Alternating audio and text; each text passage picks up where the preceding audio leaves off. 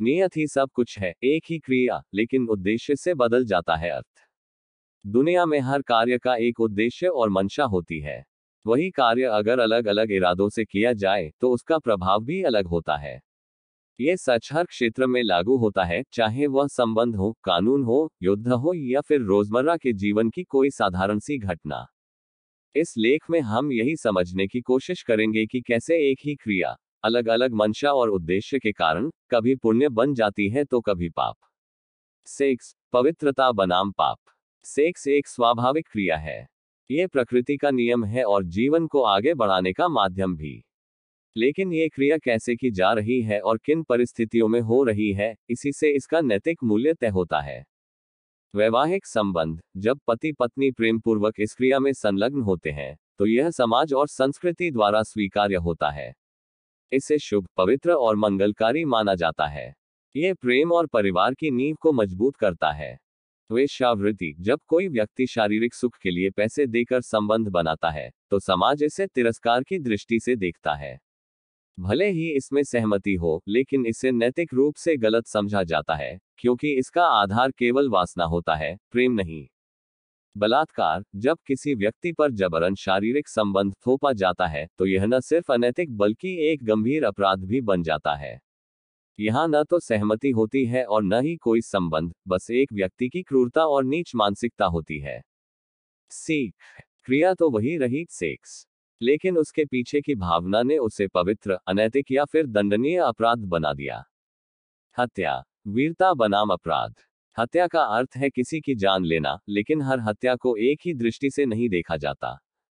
युद्ध में हत्या, जब एक सैनिक अपने देश की रक्षा के लिए किसी दुश्मन सैनिक की हत्या करता है तो उसे वीरता और देशभक्ति का प्रतीक माना जाता है। उसका उद्देश्य राष्ट्र की रक्षा होता है, इसलिए ये हत्या उचित मानी जाती है। आतंकवादी हत्या, जब कोई आतंकी निर्दोष लोगों को मारता है तो उसे दंडनीय अपराध माना जाता है। उसका उद्देश्य नकारात्मक होता है, सिर्फ आतंक फैलाना। सीख, क्रिया वही रही, हत्या, लेकिन मंशा और उद्देश्य ने इसे सम्माननीय या निंदनीय बना दिया। मां की गोद में लात मारना बनाम अपमान। छोटा बच्चा जब खेल खेल में अपनी मां को लात मारता है तो मां मुस्कुराकर उसे प्यार से गले लगा लेती है।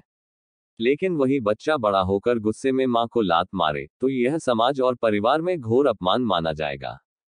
सीख, क्रिया वही रही, लात मारना, लेकिन भावना और परिस्थिति बदल गई, इसलिए इसका प्रभाव भी बदल गया। चाकू, उपयोग सही या गलत। चाकू एक साधारण वस्तु है।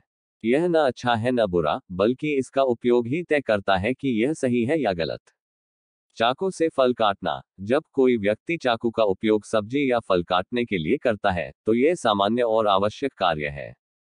चाकू से हत्या करना, जब कोई व्यक्ति चाकू से किसी की हत्या कर देता है तो यही साधारण वस्तु अपराध का हथियार बन जाती है।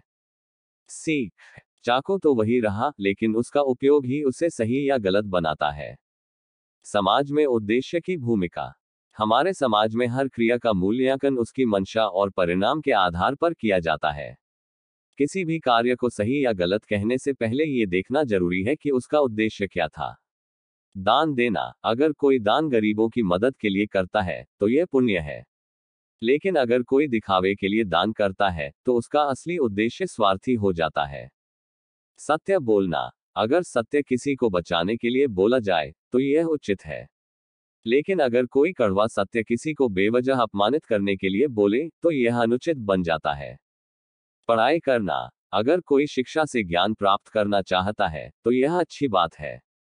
लेकिन अगर कोई सिर्फ परीक्षा पास करने के लिए रट्टा मार रहा है तो यह शिक्षा का सही उपयोग नहीं है। क्रिया नहीं, मंशा पर ध्यान दें। हर कार्य अपने आप में न तो अच्छा होता है न बुरा। असली फर्क उसकी मंशा, उद्देश्य और परिस्थितियों से आता है।